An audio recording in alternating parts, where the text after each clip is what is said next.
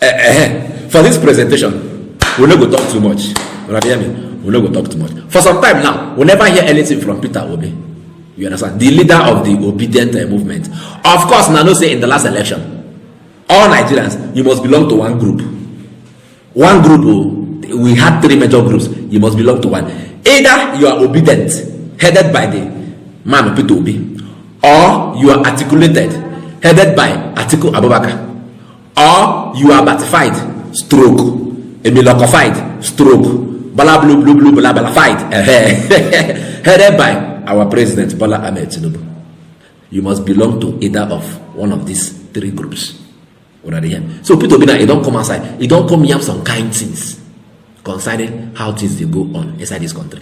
Of course, on our say Independence Day, so him supposed to come outside, come talk. He don't go national TV now. They don't like some kind questions. You understand? When we say some kind things where this government don't do, and they ask him, say, "Okay, if not you, what would you have done differently?" Him not just talk because they say talk is cheap. He not just talk. He they give you the empirical step-by-step formula. You understand? That he would have employed if he was the one there to solve the problems of the country. The one with me like listen, pastor say, he tell us say, now what we do, now economic war, not be war with economic war. I say to fight economic war, not be by by thinking faculty. Thinking faculty. Now that's how I want to tell them. This is color. Some of them say this one don't know English. Thinking faculty. That's how I want to take. Now what you need to solve Nigerian problem. The way you think they answer the questions, where they nakanaram on top the things we don't happen so far with this administration, and what him would have done differently. When I go understand say this one is a drive to somewhere. Una they hear me. Now Peter Obi won't listen to today. But before I nakana on Peter, he talk plenty things. So don't worry, I go fix them. I go fix them for you, make it make sense. You understand? It don't go long. I go try break and fix them for you so that it go make sense to you. Before I give you Peter Obi, I beg, make we go on the short break. When we come back, maybe give Peter Obi now. I will deliver Peter Obi to you. Well, let's go on this break.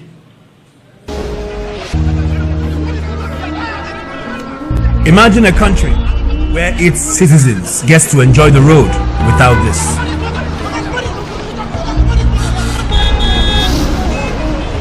Imagine a country where unprecedented fuel scarcity does not cause panic at the filling station.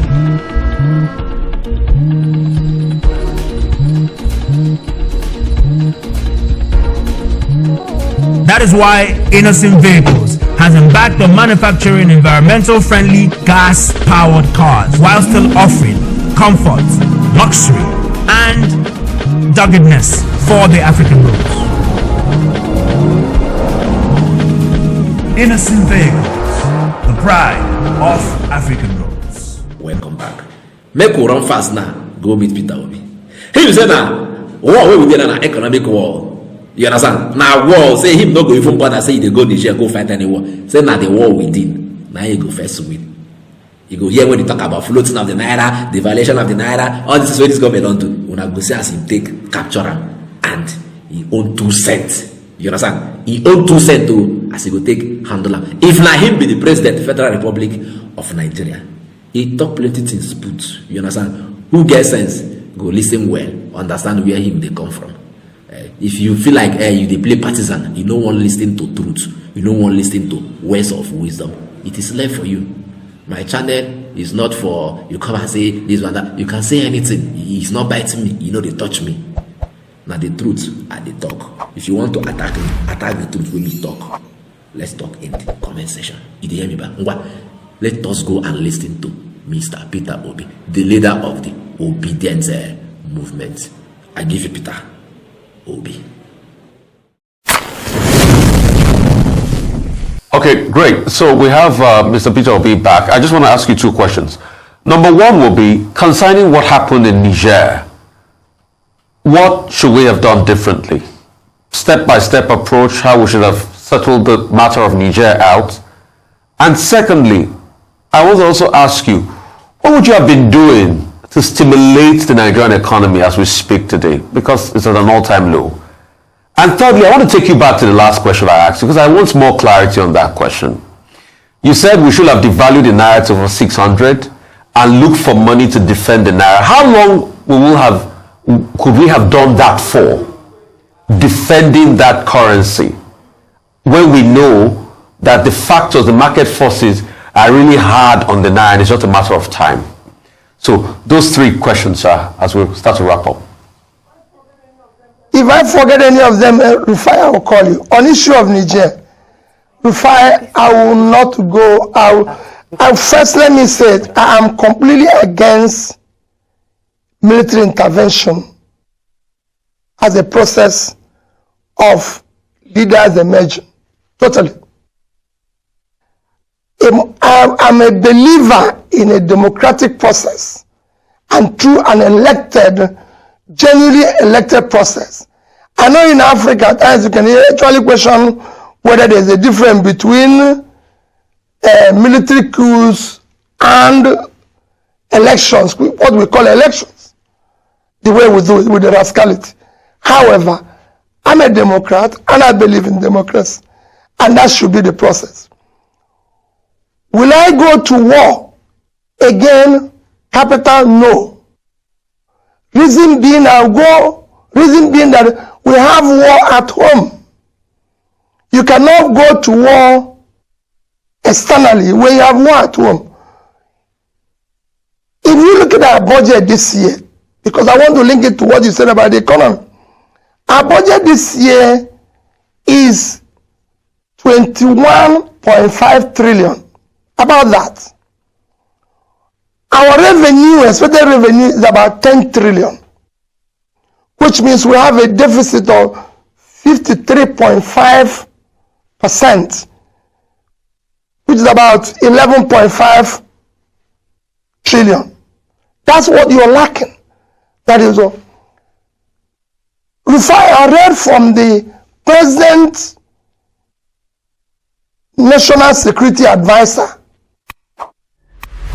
that we are losing 400,000 barrels of crude oil every day.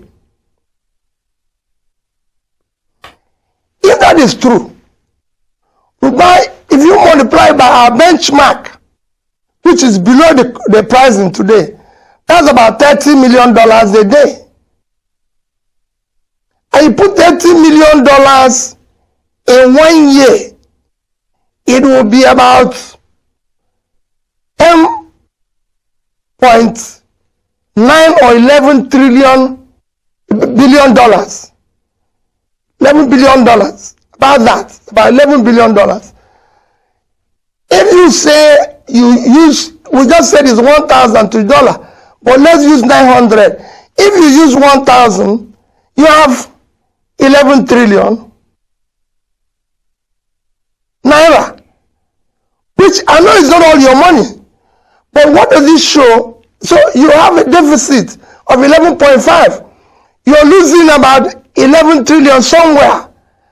And then what it then shows, Rufai, is that if you put this, consider illegal mining of our minerals all over the country by foreigners and locals alike, consider other revenue leakages that is coming. What it then shows is that if you fight this war internally and be able to deal with this, you can be able to generate a revenue of between 20 and 25 trillion. By the time you now decide to even borrow additional 10 to make it 35 trillion, which is where our budget should have been today, I can tell you, not only that have you reduced your borrowing to 30%, but all those things that are achievable. So for me, the only war Nigeria needs now is war on insecurity and war in economy. And I'm going to deploy everything that is available to ensure that we win it, because that is the core of our problem.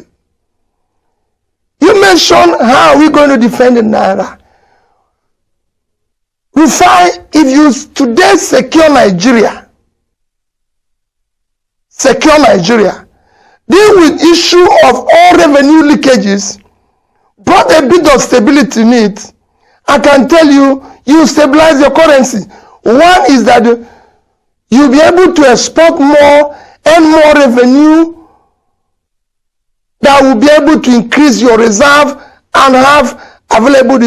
You'll be able to have Nigerians all over the world bringing in their own investment, and you'll be able to attract foreign investors. You're going around trying to bring in foreign investors in an insecure war-torn area does not work. If you do the proper things, tackle the supposed problems, you'll be able to have additional funding, not just to be able to manage. It's done everywhere, Rufai. And it says step by step and give you how will you turn around the economy. That's just I tell you. If you look at what I've been saying from beginning, moving it from production, from consumption to production, this is the way you start it. Mr. B. You first have to, government will tell you today, we are short of revenue, our revenues are not this. You find, if you do the right things, you generate additional revenue. And the way to do it is step by step, what I'm telling you today. People will say to me, you said you are going to put 1 trillion to 1,000 companies, 1 million to 4 million SMEs. It will be 4 trillion. How are you going to do it? I've just shown you that if you're able to manage the leakages within your own system, you'll be able to generate more income, and your borrowing will help to ensure that you allocate up to 50-60% of your annual budget to area of production. And if you do that for a period of 1 to 3 years, you will see that you generate more revenue. The budgeting today, both for federal and state of Nigeria, should be a combined budgeting of not less than 50 trillion, which is just about $50 billion annually. If you compare the size of the country, and if you get it right, I can tell you, Mr. B. it is not as it is Mr. B, difficult. if you can hear me. But you have to do it. Mr. B, can you hear me? Yes, I can. Okay, we're already overrunning. I but I hear wanted you. to ask you a personal question.